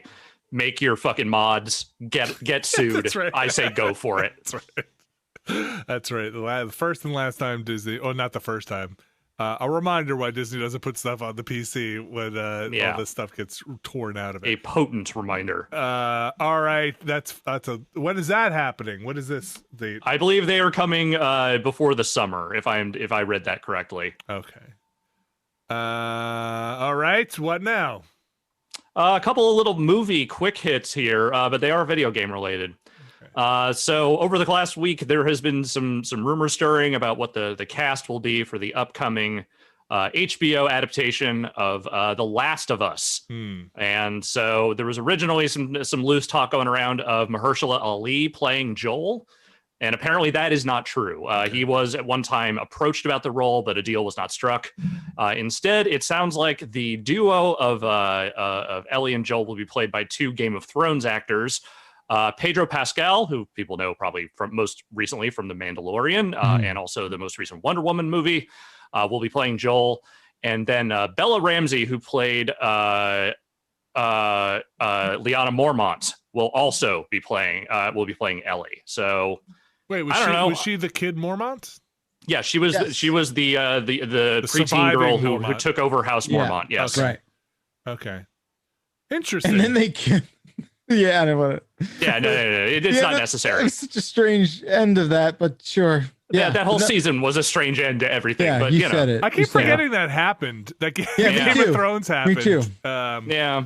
And now we long for that. Where's the rest of the series? Where's the book? Get out of here. Are we just giving up on that? Is that just a thing I gave up a long time ago. Where's fucking Elden Ring, man? Yeah, right? A lot of people giving up on that book, including the fucking author. Sometimes things just don't need to end. That's what I think. Anyway, but yeah, so I don't know. Look, I'm not excited about this adaptation at all. It's not a story that I feel really compelled to watch in a different medium, but I I don't dislike either of those actors. They're both enjoyable actors, and I think they fit the role. But someone was asking me yesterday, like, "Oh, this is gonna suck because it's a video game adaptation made into a thing." I'm like, "No, it's probably not gonna suck." Like, there's, like there are plenty of good ones out there. Like, especially in like there's TV stuff that is happening. Like Castlevania fucking series is out there. That turned out to be better than everyone thought it would be. I mean, they've got like Chernobyl people on this, and I don't really like Craig Mazin that much, but I didn't really take to Chernobyl, but like that's not the reason I don't necessarily want to watch it. It's that I've played that story and I don't need another spin on it. Right, yeah, I think that's the thing that a lot of people are. I mean, I'm not very hot on that notion of like having to relive the beginning of that Last of Us story. Yeah, but at the same time, people are like, "Oh, it's gonna be." I'm like, "Well, The Last of Us is." I mean, can you think of a video game IP that is more narrative heavy that has been given a film adaptation? Yes, I probably could. Super Mario Brothers. That's right. Right. 2. Super Mario Brothers 2. Double Dragon. I think the start of Last of Us is extremely strong in this HBO style, right? Like that, and it almost writes it's like not right. And the end of it. So like if you spend 20 minutes, if this is this a series or this is a movie? It's a series. It's a series. Okay, so what? It's going to be seasonal. I mean, like how long are they going to stretch this one out? Of like, we like, is it first season hews pretty closely to the game, and then by season 2 we're like in some spin-off zone? Well, I also think you're going to have a lot. I mean, I think they should take a lot of freedom with, the specifics of the whole thing. Definitely, yes. I think you start with the. If I were okay, I'm not doing this, but I would probably start with the Joel and Ellie, and then meet some new characters, and that is the story. Like we go follow a new tale. Don't try and tell the tale, and then tell the opening of the game as a flashback, like midway through. Is that what you're saying? I see it very much as like an Incredible Hulk show, where it's just like yes, you get the initial beats of like how Ellie and Joel meet, and then they are just moving from place to place, solving people's fucking apocalypse problems as they go from town to town. That's very Mandalorian as well, right? It's just the cowboy even like and the Western, a Walking Dead kind of thing. But like, I prefer the Incredible Hulk, but that's that's a good pull. Yeah. No, I think what they're going to do is you'll have like very specific set pieces, right? Like you'll have like your fungus people, and obviously Ellie will be like the cure, right? $5 says they don't even get out of Boston really until at the end of the first season. And you're going to have your Firefly things. Yeah. And that's, and then the rest is like up to the writers, which I think Neil Druckmann is a part of. Do you think they show? Okay, here's just a very, very specific TV thing. Show the giraffes? Yeah, they're going to show giraffes. They're going to show the giraffes. Do you think they show Ellie being bit, or you think that is a tale like with the scar? No, I mean, I don't know. I think you're just like, that's like a prop bet. I think like it's a what? It's a prop bet. It's just I'm just curious because like over under. Yeah. Like I just think there are certain narrative choices and stylistic visual choices that are made in series and stuff like that, and what like the biggest part of telling a story in a series is like the deliberate choices you make to let the audience know certain things and not know certain things. And the video game operates in a adjacent frequency, I think, in that kind of narrative dissemination of information. But how those choices, to me, that'll be the most interesting thing about this, and why I will watch it is because I want to see how they choose to navigate that give and take relationship with the audience that a video game doesn't always necessarily have the luxury of doing. They need to flush the video game stuff down the toilet. Do not have Joel be like, Ellie, grab me that can. Now grab me grab me that duct tape. I'm gonna show you how to make when they get to that turret sequence in season 3, you guys are gonna eat your words. You're gonna be stoked that they did the turret sequence. Ellie, make sure to go through all those drawers, see if there's any bottles in there. I'm gonna show you how to craft a bomb. No, hold down longer. No, Ellie, you see that radio there? Just swipe her hand across it, and whatever you come back with, that's the good stuff. Yeah. I'm here for the adaptation process. Yeah, that's the interesting stuff. I think they could do a good job. I think these things always work best for me when they just base it in the world, and then they leave the video game stuff to the video game, and they do their own thing that is based in the world. Just new characters, and don't try to make the scene from the video game. Do not Doom. Don't go first person. We don't need it. It's okay. Oh, come on. That's the only part anyone remembers of that Doom movie. It's true. I think as much as I am here for the way they narratively weave the thing, I do think you need to make those tips of the hat. Do you? A little bit sometimes? I do. I think it's fun. I think it's just a fun thing. It's harmless. If it does nothing to disrupt the work as a whole, I think it's fine. Okay. I'm not saying why is that bottle glimmering over? I don't want Joel, that. what is that shiny? How come all the good stuff sparkles? It'll be the first video game adaptation ever to show Joel failing a combat encounter 5 times and then finally getting it right the 6th time. That's right. Joel, you've been shot 75 times. Don't worry, just put a bandage on it. No, I have a med kit. I'm good. Just wrap it up a bit. But now you were hurt in this cutscene. Yeah, I ain't gonna make it now. now real hurt. All right. So this is happening though. It's happening. This is happening. They're casting, and it sounds like it's going forward. So we've been conditioned all these years to distrust any forward progress in. Well, especially Naughty Dog adaptations, because that Uncharted movie, which is filming now, I am to understand, or was filming at least sometime last year, that's actually happening too. Still want my BioShock movie. Do you? Yeah, I do. Again, maybe in the universe, but not based off the games. No. Okay. Yeah. However I need to get there. I mean, you could argue The Shape of Water was that, but I'm ready to go. I don't remember fucking a fish man in BioShock, but that's just me. Oh, well, you chose the wrong path. Let me tell you. All right. You should have been saving those little sisters. No, that's not what I got. I don't know what I really. Moving on. The idea though, you had a choice in that game. Okay. Okay. Moving on. Yes, Speaking of movies. Yes, please. Speaking of movies. Movies.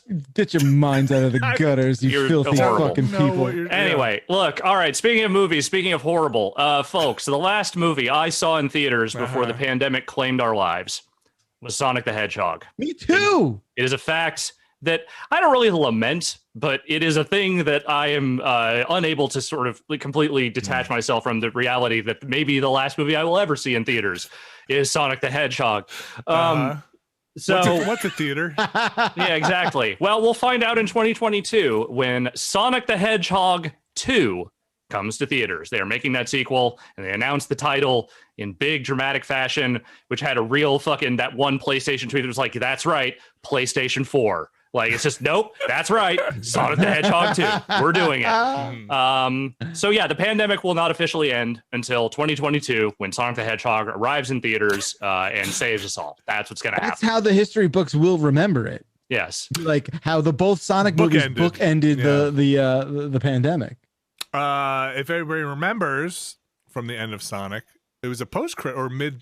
Do we call them post-credits now? Because there's the mid-credit sequence. I think they're called stingers. I think it's a stinger. It's a stinger if it's in the middle. It really depends on which part of the post-credits it is. Is it the big credits where it's like 1 or 2 on the screen and then those are over and then there's a scene? Or is it like the full scroll credits? I think...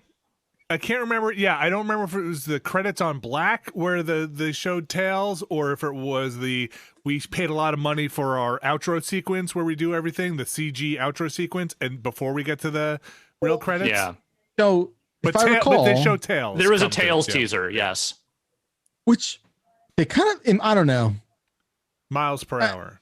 I know, I get it. I was, I watched the thing and I was like, oh, that's fun, Tails. But I kind of felt like maybe you leave that, you keep that in the regular movie part. I don't know. I just thought it was a strange thing to leave as a after credits thing. They had to have something. I get it. Well, they also showed Jim Carrey as maybe that was the mid credits. I think that was the mid credit stinger. I think you're right. Okay, interesting. Yeah. Here's the thing: none of those things are surprising in the slightest. None of the things that they are stinging or teasing or what have you are surprising if you have ever paid any attention to a Sonic property. Like, yeah, of course they're going to throw Tails in there. Guess what? There's probably going to be a fucking teaser for Knuckles in that next that'd one. be so. Hey, Oh, Sonic. no. How could they do that? No way. You think Knuckles? Yeah, it'll be 7 movies, and then we'll get to the Shadow reveal finally. Silver.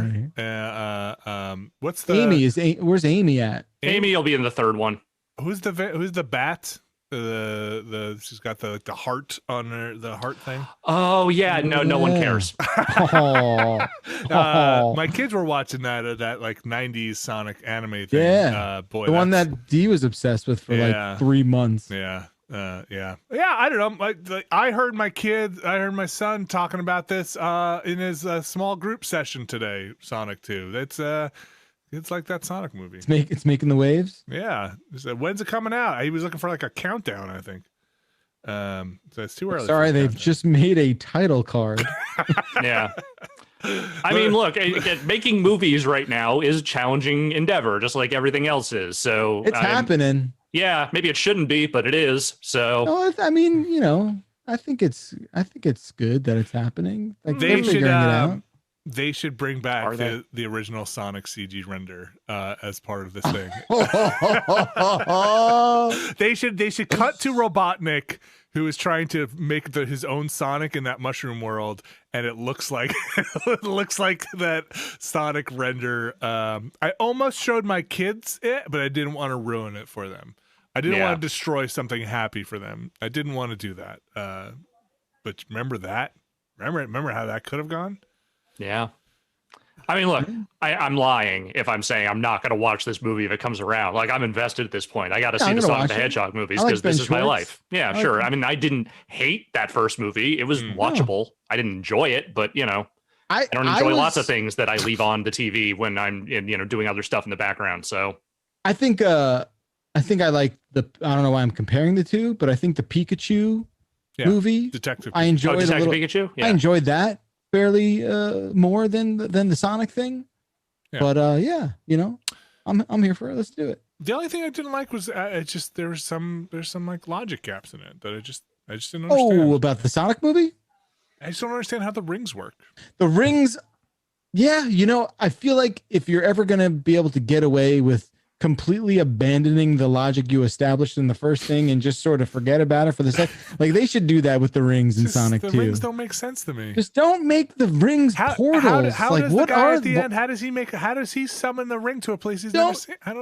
Don't do that. Just leave the rings out of it. You almost had a perfect. Well, you almost had an open and shut thing. Yeah, we could have figured out another way. Who is hunting Sonic in his own zone in the beginning? I can't remember. Who's after?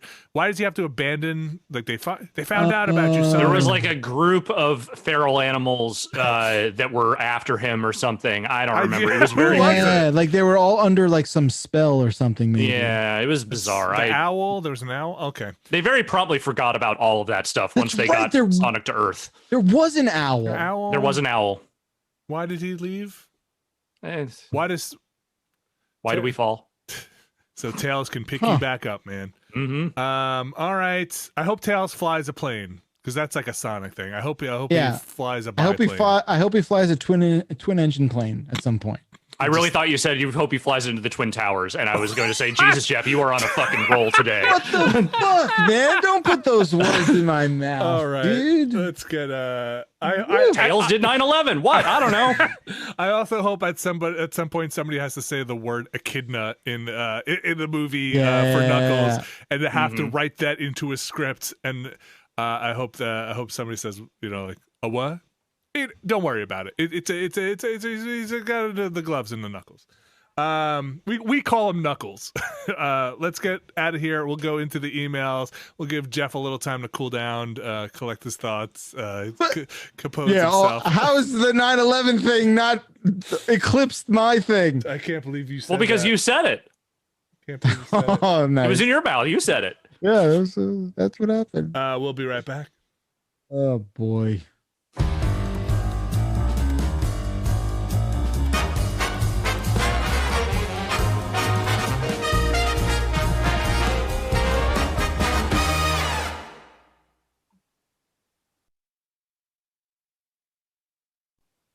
And we are back.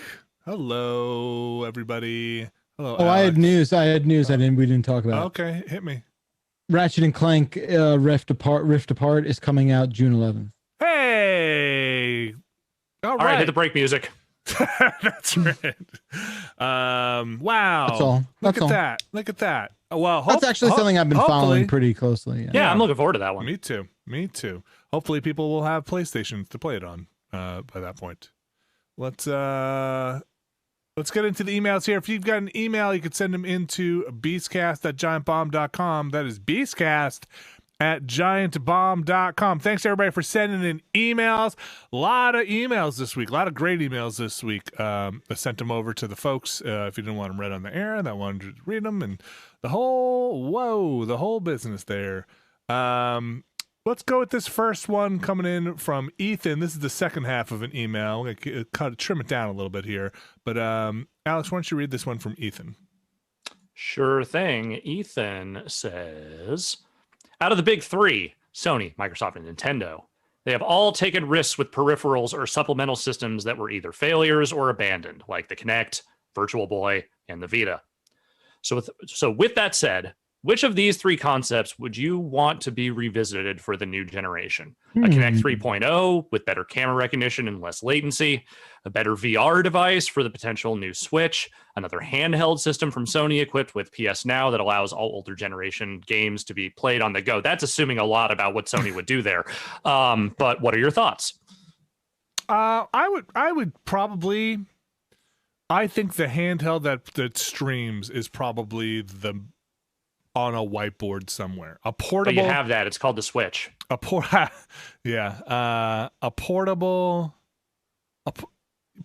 streaming thing that hooks into like an Xbox service or PS Now, or if I haven't tried any of the Nintendo streaming stuff, but it's probably the thing. That's where I feel like the next peripheral move is going to be in a service based thing, that kind of like what Stadia was trying to do. Like you buy a dongle, you buy something, and you can play these games anywhere you want.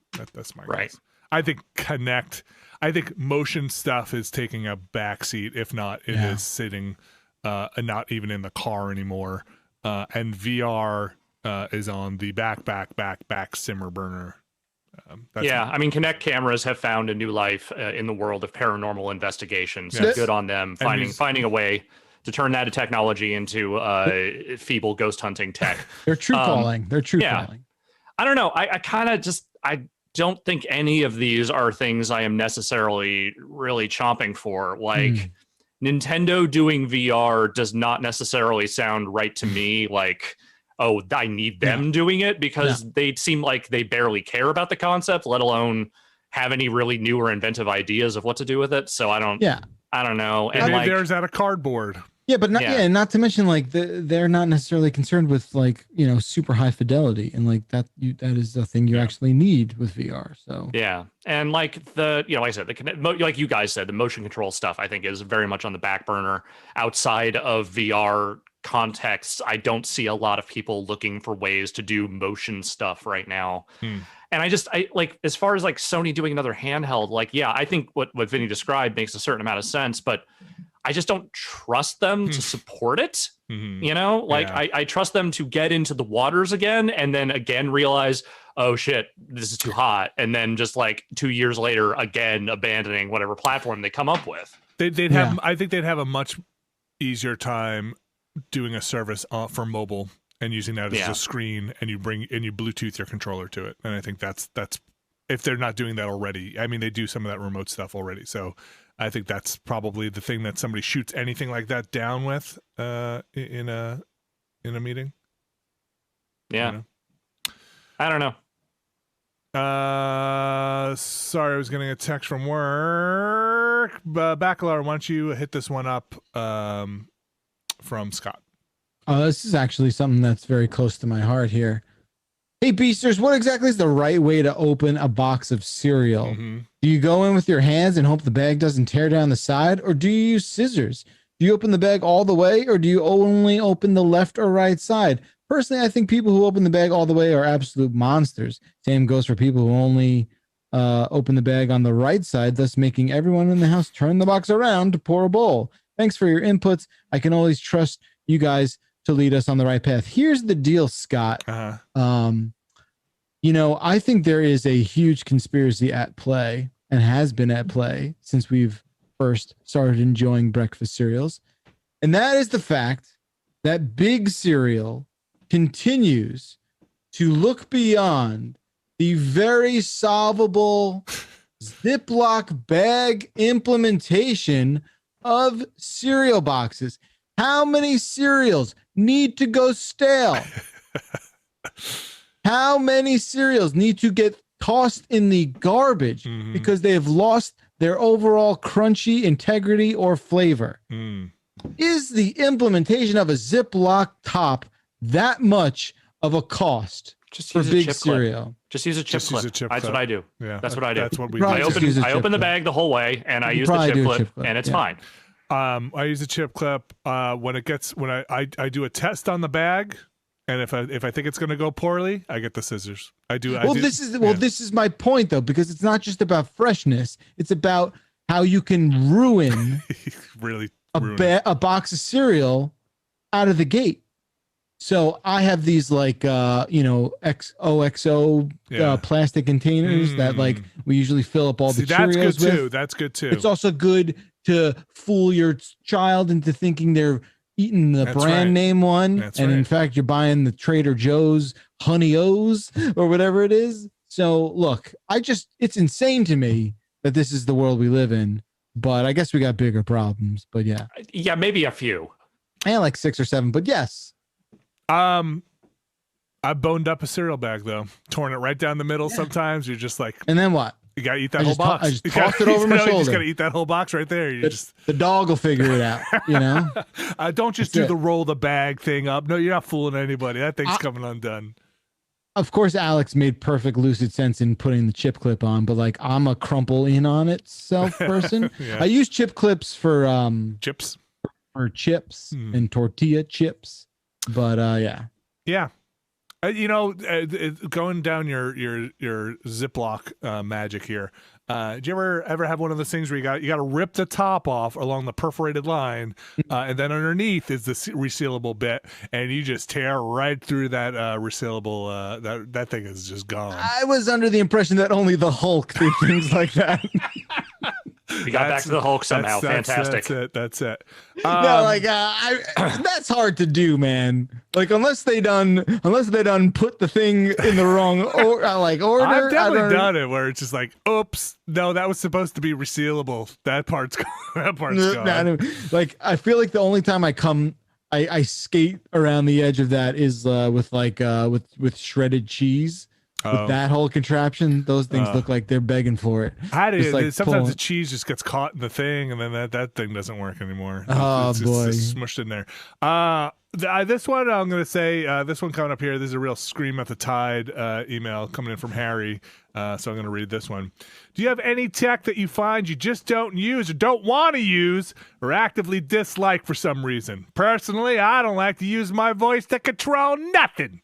I'll turn that thing off and on any item. I'll turn that off on any item which offers this option. Even my phone continually prompting me to say, okay, Google, was annoying. So I had to find a workaround to hide that prompt.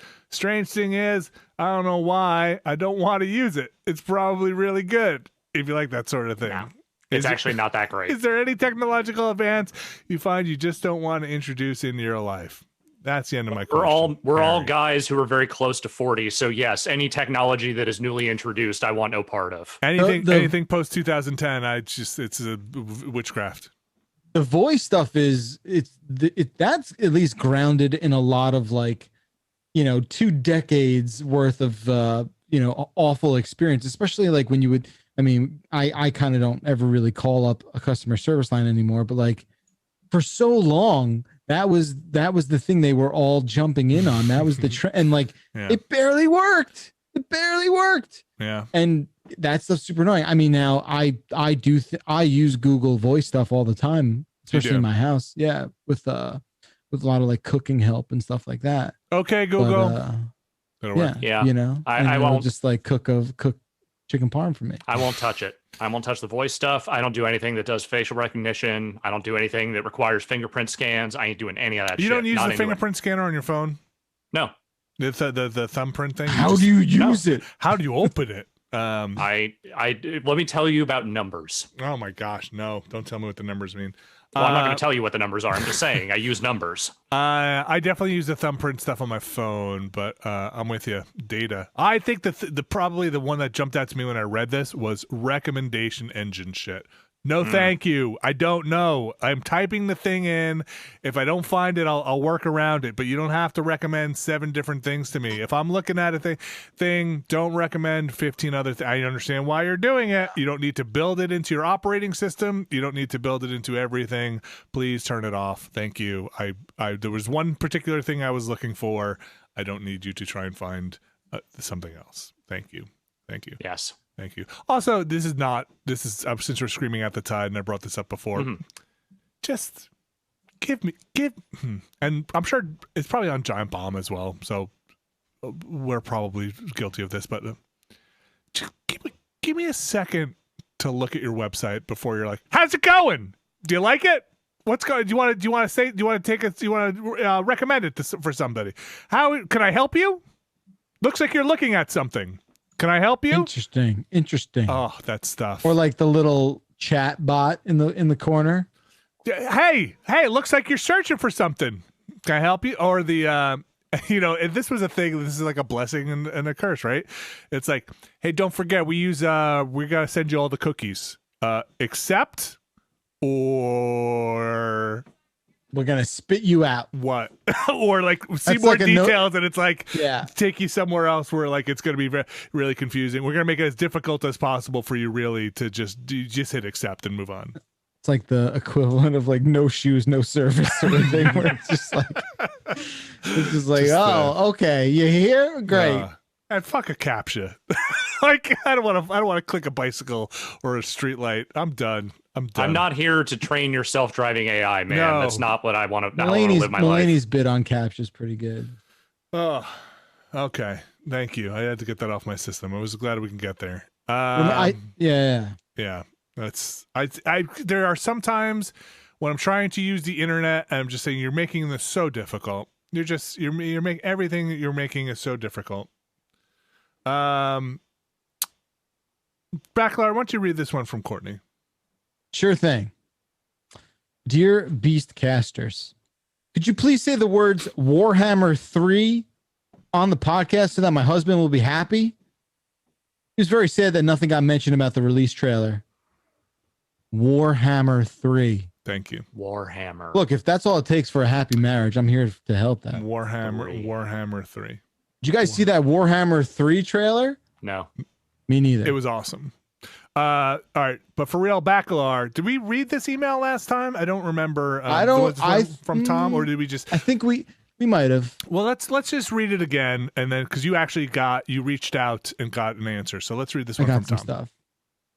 One of the most perplexing things about modern video games to me is the disparity between calibrating HDR for different games. It seems like some games, Resident Evil, for example, do a good job of just doing the adjust this slider until the logo is barely visible thing. But other games will show you 3 pretty little pictures and give you little more explanation than a go nuts. And I find that in the latter scenario, I can waste valuable minutes trying to fool myself into thinking that I've achieved the perfect balance of dark visibility and light definition, only to start the game and discover that everything looks a little washed out. Why can't we just have conformity among HDR setup screens? Why do we have to look at a picture of a lake at night and a snowy landscape? Is it just to give people like me anxiety? Am I the only one? So, Tom, I did the legwork for you, bud. And I talked to the best television guru person. Oh, you know what? We did actually talk about this last week because you were gonna reach out to Katzmeyer and you didn't get an answer before. So I talked to David Katzmeyer today, actually. Yeah. And the answer is not what you want to hear. I had guessed that it was based off like what the developer thought was the best way to calibrate for their game.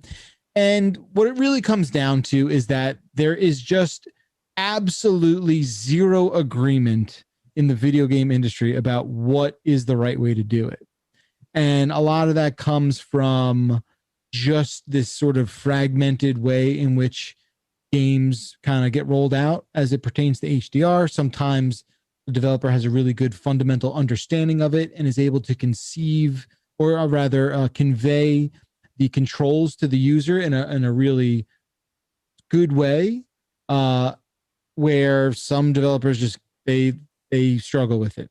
And it's a lot of it is like what a developer chooses to do, because the biggest thing with HDR is that you don't want things in the shadows to disappear, because that is a thing that can easily happen if you lean too further in a certain direction with your HDR adjustments.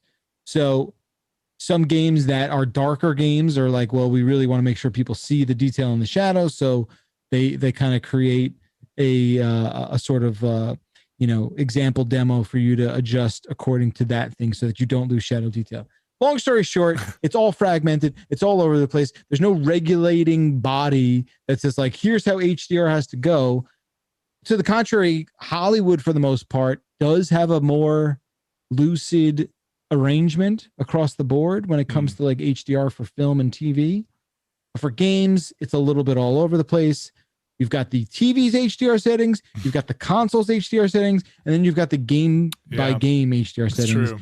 And you've got all these three things. They're like not really stoked about coexisting, and it's kind of just a shit show for the foreseeable future. Is there a word? So did he have a preference? Did he say like which is the like is doing the like? Can you see the eagle now? Can you see the so he face? said that's probably the best way to do it. It is, okay. because that's how the consoles essentially do it. Mm-hmm. The consoles are like so, and he also said like here's the advice, right? Like your game, your television, if it has a game HDR mode, use that as like the baseline, and then from there, do the console HDR settings. And then, you kind of want to just leave a lot of stuff on, but at their default. If something has like a logo visible thing, he said he thinks for his money, that's the best sort of slider demo that you can do. But like he was talking about how like the Cyberpunk one like wasn't even doing anything in the beginning, and now it got better. I don't know. It's really confusing. Okay. Again, it's all but the reason for that is that there is no sort of regulating body for it.